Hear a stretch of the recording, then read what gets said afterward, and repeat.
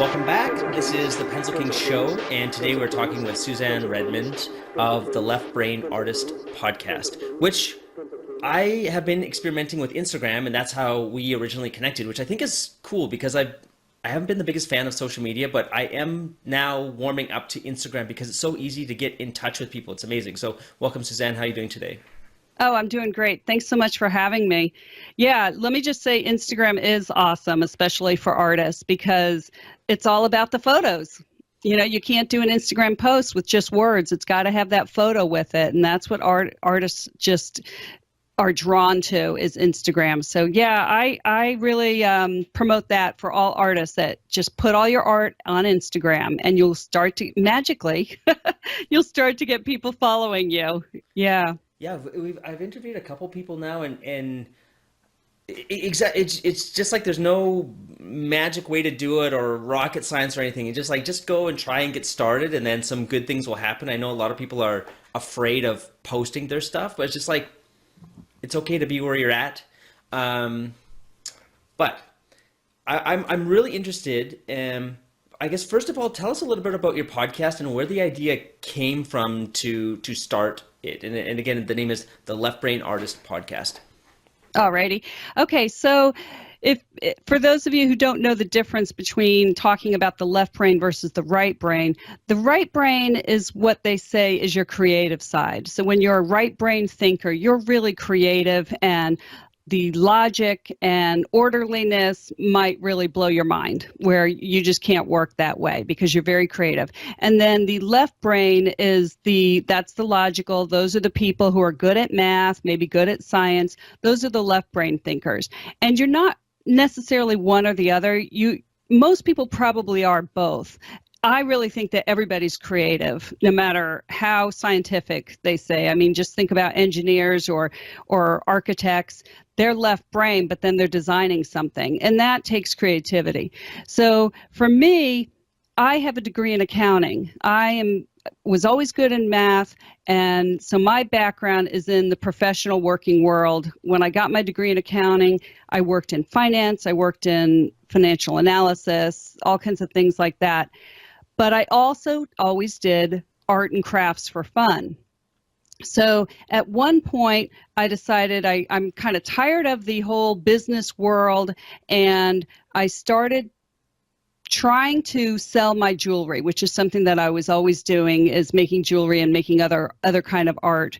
And so I went into this other right side, this creative world, which was very different from me. And I started selling jewelry. And then I said, okay, well, I need to find other artists. I need to learn from other people. How do they do things? So I joined a local arts group called the Wellington Art Society, which is named after the town of Wellington, right where I live. And once I started talking to the other artists, finding out what they do, they found out my background, and they said, well, yeah, we could really use you on our board of directors. And because they found out about my business background, my left brain way of thinking. And then suddenly I became the president of the organization, which that happens. And so I started running events, doing the calls to artists, creating art shows, running big outdoor 2-day art shows, coordinating all the social media, everything needed for a arts group.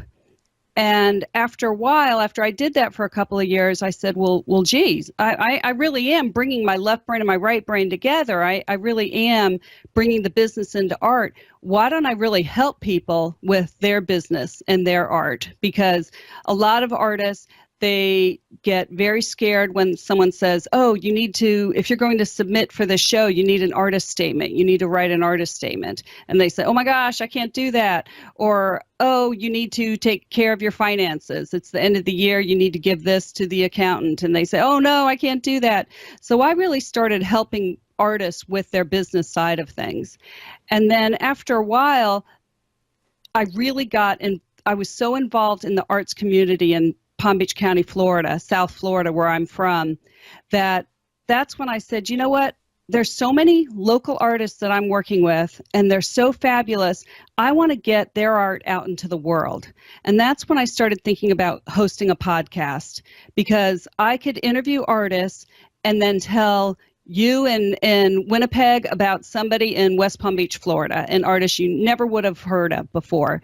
And then I can supplement it by putting photos on my website when I do show notes for each episode. And then I can supplement it by putting photos on my Left Brain Artist Instagram account. So that's really why I started it. So I could interview artists. I do it once a week, and I could get the word out about them. And I realized that they had so many interesting things to say about their business and how they run their business that I decided to do a little mini business episode once a week as well. So every Wednesday, I host an artist interview, not host, I post an artist interview on my podcast. And then every Friday, I pick one thing that that artist talked about and I elaborate on it. And I do like a 10 or 15 minute business episode talking about that. So it might be an artist who had a lot of success putting their work in galleries. So I do an episode about how do you find galleries and how do you approach them. Or it might be an artist who started teaching online classes. So I do a little mini episode about what are online classes, how can you go about writing one, or how can you find them if you're an artist who wants to learn more. So that's how it got started. And I've done this for about 7 or 8 months. And so I've got quite a few business episodes and artist interviews. And once the episodes and interviews are put out there on the internet, you can find them anytime you want. So you don't have to worry about, well, that episode came out in November of last year. Well, it's still there on the internet and it's free and anybody can find it on a podcast app.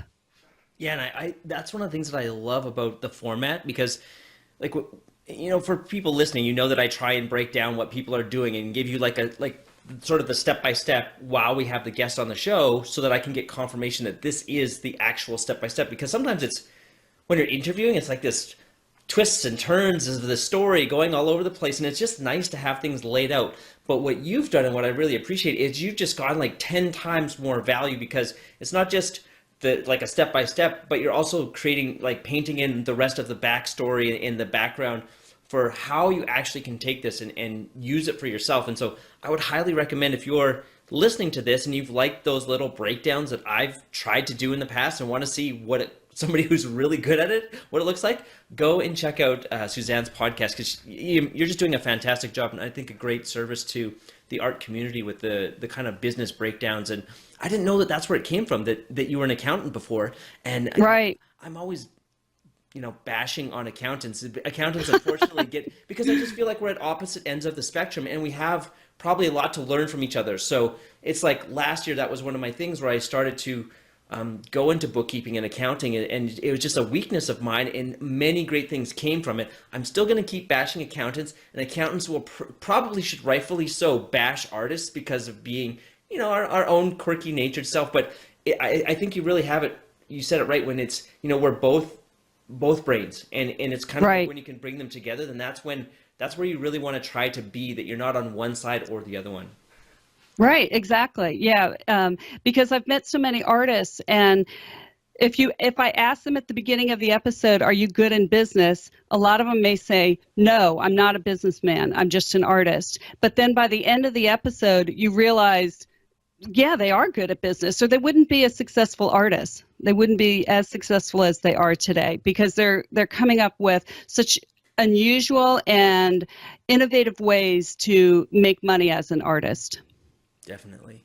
Yeah, yeah. So I think one of the cool things about getting to talk to another podcaster is that you have insight into not only your own insights, which are constantly being shaped and changed by the people that you talk with, but all these stories. Like you're able to collect these, and there's always the behind the scenes questions that you can ask, maybe things that aren't appropriate to ask on the air, as we say it, but there's always like an extra time where you can deep dive with people and paint in more of that full picture. So what are some of the big things that you remember from the last year of podcasting that you could bring to the Pencil Kings audience and tell them about, that might be helpful, and also give them maybe a jumping off point to where they might be able to dive into your podcast?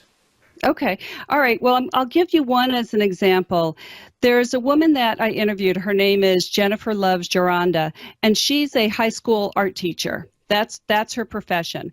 And after she had been doing that for a few years, she realized, you know what? I'm not really making my own art. I'm so busy with my job, and that happens a lot, that she's not able to make her own art. So she said, okay, you know what? I'm going to make a practice of making art, and it's going to be one piece every day. I'm going to make one piece of art every day.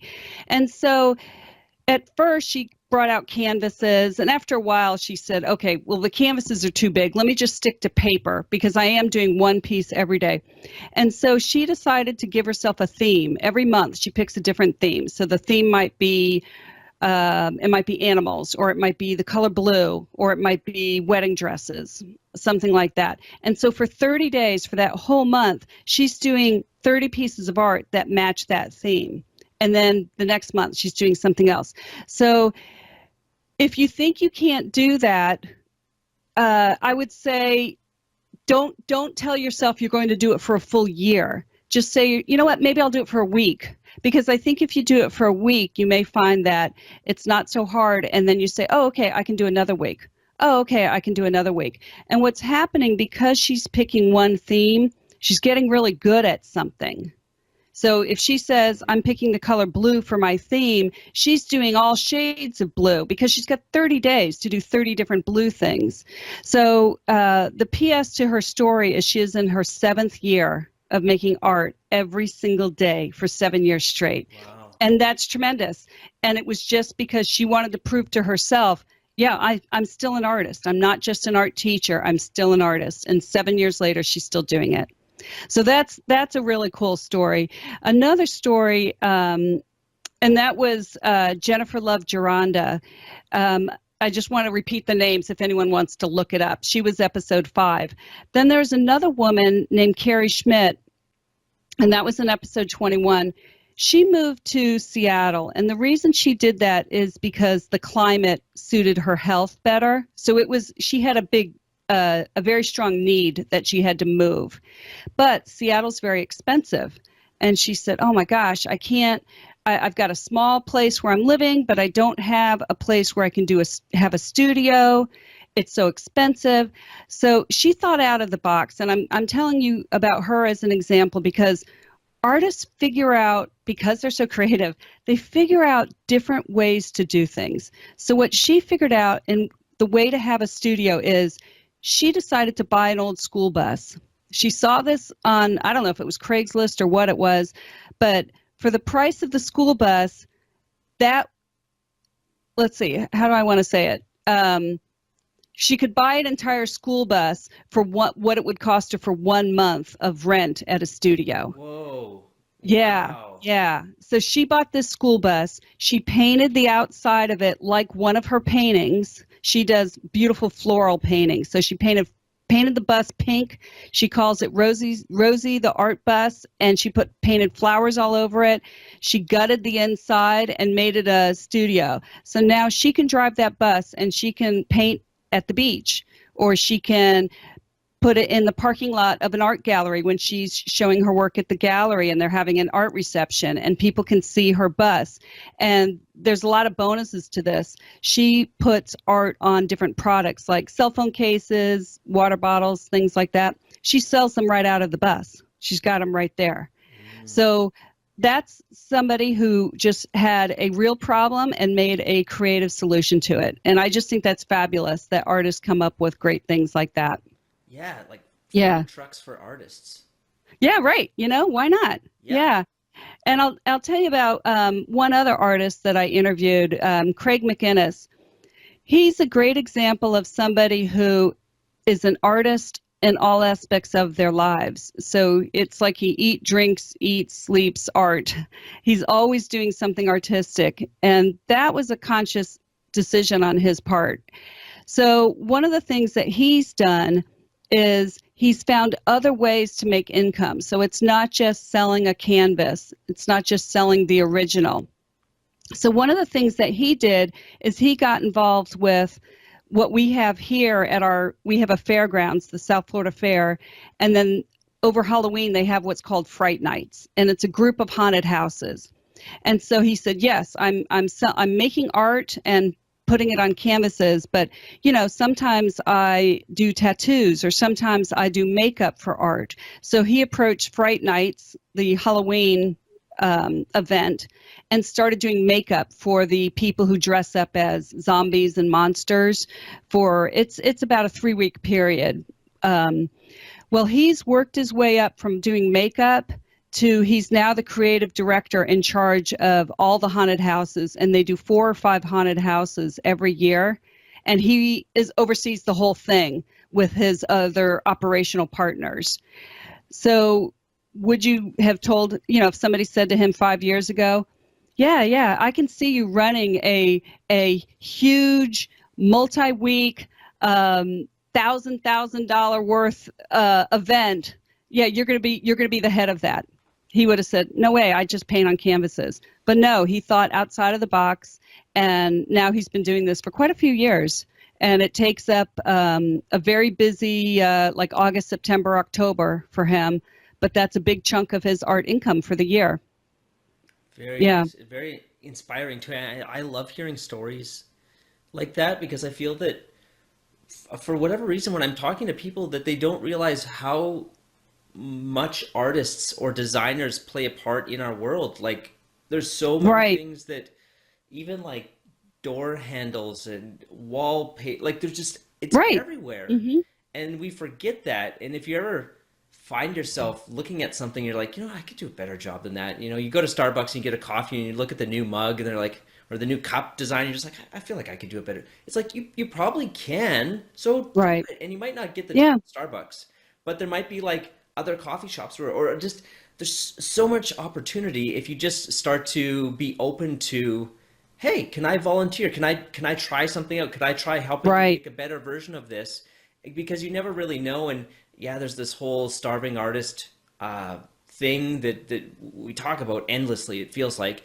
But Yeah, it's like you just have to start somewhere, and often when you're starting, you are starving because people don't know and you don't know. You're actually creating something totally new. That right, you don't go to school to become the creative director of a haunted house, like a chain right. of haunted Hmm. houses. It's just something that happens, and you kind of figure it out along the way. But it sounds way cooler than a lot of other things that you do go to school for, you know? Right, exactly. Yeah, I just interviewed a man. This interview hasn't been posted yet, but this is a man who he was selling his art through the art show circuit. So he would travel across the United States. He had Okay. a van and a trailer with all his paintings, and he said one year he even did 36 weeks in a row of just traveling from art show to art show. And he kind of resisted making prints and selling prints. He was all about, well, no, I'm an artist and I'm selling nothing but originals. And the other artists at the show would say, well, why don't you try it? And he realized that became, it's not selling out to sell prints, it's offering something at another price point. So you're offering a $500 painting and you're offering a $30 or $50 print. And he said, what's great is a 10-year-old boy can come up to my booth and he can love my artwork and he can buy a print. He can afford to buy a print and he can walk away with a print. And I thought that was a great example. And so he's just been open to opportunities that come his way. Another opportunity that came his way, and this was because he met an artist at an art show and they just kind of hit it off and they started connecting on Instagram and messaging each other. And he said, well, I'm doing a mural. I'm painting a mural at this middle school. Would you like to come down and help me do the mural? And he said, sure. I've never done a mural, but yeah, okay. So they go down to this middle school and they were hired to do one mural.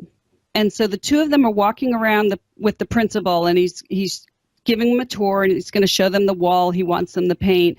And while he's walking around, and this is the man who had never done the mural before, he's walking around, he's kind of mumbling to himself, and he says, oh my gosh, the school, it looks like a prison. There's all these blank walls, and there's fences everywhere, and gosh, you need a mural here, and you need a mural here. And the principal heard him mumbling to himself, and he said, oh, you think? you think we could use another mural there too? And he said, yeah, absolutely.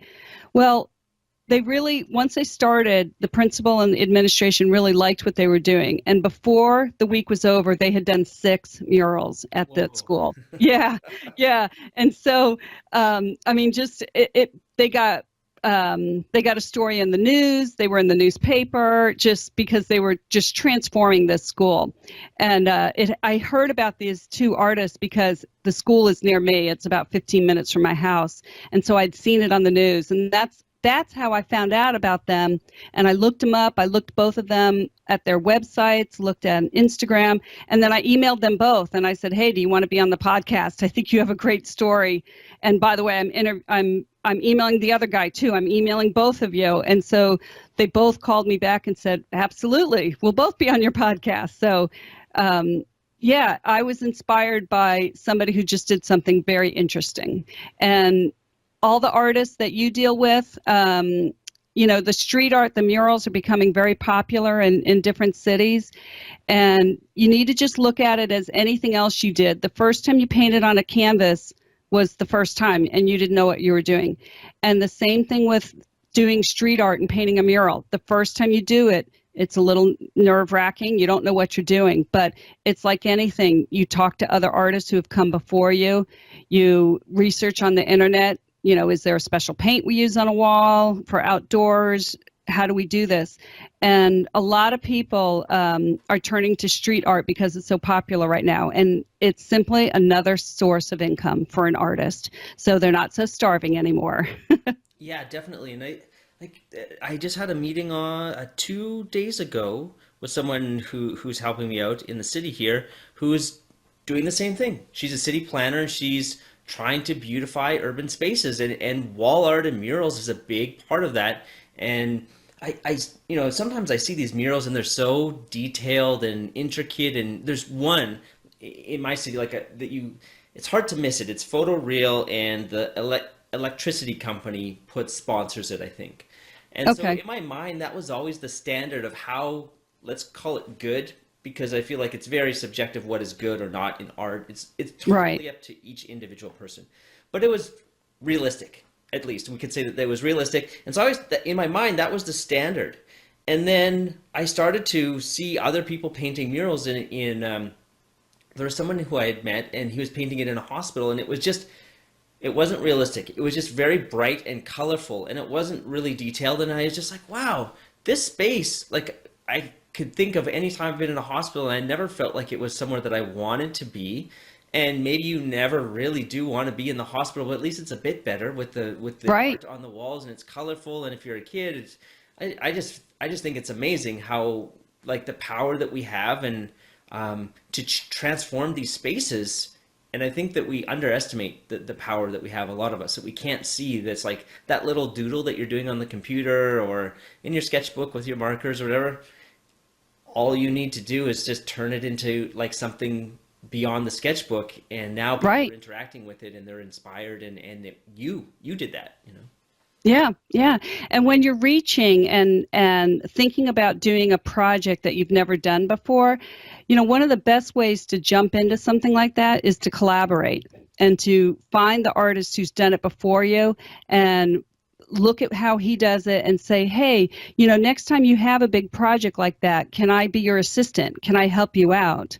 And that's how you'll learn. And then the next time you'll be able to do it on your own. Yeah. I If you're listening and you missed that part, I'm just going to say it again because it's actually so important. It's something that I did all throughout my career, was try, like, see who's 1 or 2 or 3 steps ahead of you, and they don't have to be that much further ahead, but see if you can help them out some way of just like volunteering. And yes, you will be a starving artist because you're probably not going to get paid, but you will get paid in experience, and that's worth a lot more than $10 an hour or $20 an hour, whatever it is that you would get paid to be an assistant. Get the experience, because then you've taken away the fear and you've taken one step closer to being the person who's painting the murals or doing whatever the creative work is. Right. Yeah. Yeah. So I'm curious for yourself, Suzanne. I know you do your own art. What are some of the shifts or big changes that you've had personally over the past year from interviewing? Because I feel like you can't help but be changed when you start talking to people, because you have two sides. You have the people that you're interviewing, and then you also have the people Hmm. who are writing into you, and then you're synthesizing all this stuff all the time. But so how are you changing, or what's different about you over the course of this journey? Well, it was a very big project to say, hey, I would like to do a podcast. And it was only me saying it to myself. So there was nobody, I had no boss saying, or a supervisor saying, hey, you have this task and it's due on this date. So this was probably the biggest project that I did that was self-motivated. And so that was a big deal. And a lot of people, they work best when they have a boss telling them what to do because they're giving them a deadline. And so they give themselves a deadline, but it's not a real deadline because you just made it up. You just made it to yourself. So it was a very big challenge, but I learned how to figure things out and I learned how to put myself on a schedule. And that's what artists have to do because 99% of the jobs for artists are going to be self-employed. You're going to be working on your own and you're going to be finding the jobs on your own and figuring things out on your own. So that's the biggest thing that happened with me is I realized that I could plan something, I could execute something, and it could work. But the main thing was I couldn't wait for it to be perfect. And that's what a lot of people do. And I got over that. And so, for example, there's so many tasks when you make a podcast. So one of them is you need podcast artwork. So that's how you find a podcast. My artwork, I made it myself. I used Canva, which is just a software that you can make logos and things with. It's okay, and it was good enough. It was good enough. And so there were a lot of things when I looked at my task list and said, okay, well, I have 1,000 steps in order to do this big project. I can't spend a lot of time on each individual one. I can do it right and I can do it great, but I can't worry about being perfect because I have to move on to the next step. So that was one thing that I learned. And then the other thing that I learned was that now that I've done this, I'm an expert because I created this from scratch. So nobody else is an expert on the Left Brain Artist podcast except me. I'm an expert. And so there's just a certain amount of respect that comes when you're an expert. And I think that's what everybody needs to think about their own selves, that you're the expert of yourself. And so you need to speak confidently about what you do because you're the one who's doing it and you're doing a good job. So for me, it's kind of been rewarding to realize that, yeah, I am an expert. Yeah, people are listening to what I'm doing. Yeah, they want to find out about these business steps and things that I'm talking about. And so it gives me a good self-confidence and it gives me the reward to just keep going because I'm enjoying it. And I wouldn't be doing it if I wasn't enjoying it and if I didn't have the passion for it. And Yeah, so, definitely. yeah, when you have the passion, it makes it easy, in my opinion. Yeah. So was that something that you discovered along the way? Because just as I'm listening here, and as a podcaster, I don't think of myself as an expert of myself, and it's something that I've been coming around to recently. And I feel like you saying this is just like, somehow that it needs to be reinforced for me, because I feel like a lot of times there's people giving you advice of like, oh, you should do this and you should do that. I was like, well, have you done what I'm trying to do? It's like, no.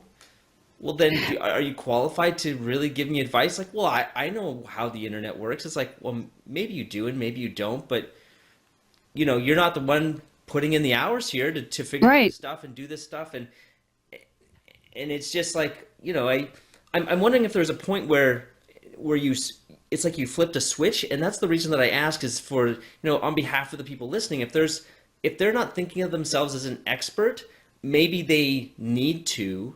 Um, Yes. and do you think it was it like a light switch, that there was a day that where you're just like, hey, wait a second, I'm the expert, so I don't have to sweat a lot of the stuff that I was worried about before because I'm just making it up, and I'm the one who's on this journey, not anybody else. Well, I don't think it was a switch so much as it was a lot of research that I had done ahead of time before I really started the podcast. So I had read all the books. I had looked at the tutorials online, how to do a podcast. I had done all that legwork. So when it was time to do it, I gave myself a deadline of, so this was January of 2017, or maybe February. And I said, okay, when do you think you could launch this podcast? So I gave myself a deadline of first week of April. And so I realized you can't have perfection. You can't overthink things. And so it was really just a matter of over that time period where I said, okay, these steps need to be done. And if you dwell on them and overthink them and overdo it and change it and modify it 1,000 times, you're never going to make that deadline. So I didn't make that deadline. I finished around the end of May. So I had said first week of April, I finished the end of May. That's when I launched the podcast. But you know what? That I still met my goal of launching a podcast. Did anything happen because I didn't get it done by the first week of April? No, but I knew I was in the right track. And so I think for me, it wasn't so much a switch. It was more of an attitude where I said, I'm not going to overthink this. And I'm not going to overdo this. I'm going to do what needs to be done and do it right. But see, a lot of people, when they're trying to do something new, they read every self-help book in the world. They do all these tutorials. They take this painting class and then this painting class. Then they hear of another one from another instructor. Oh, I better take that one too.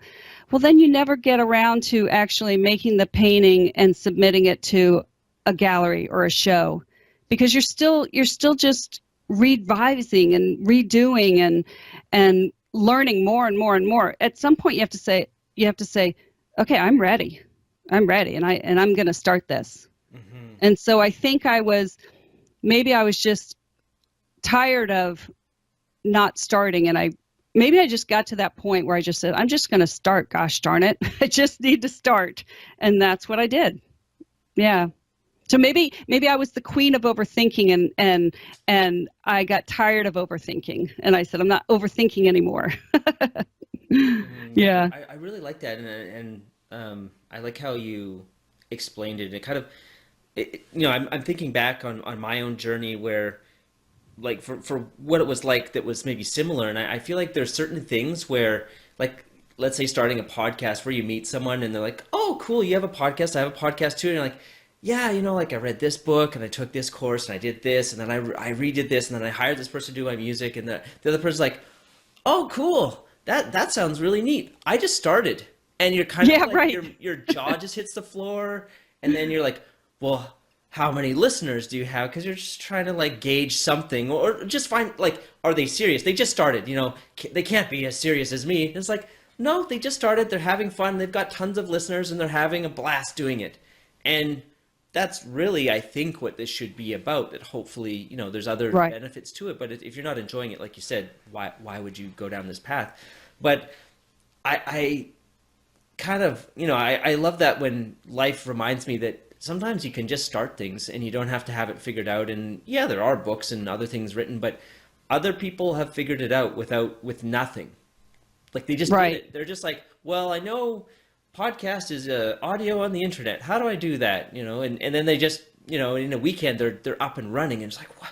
How do you move so quickly? It's like, how do you move so slowly? I don't know. I just do it. And we're really good, I think, as creative people, to trip ourselves up because we don't know what it is. Like, now, how long it takes to edit a podcast, how to organize everything. But in the beginning, you have no idea what it takes. You're kind of just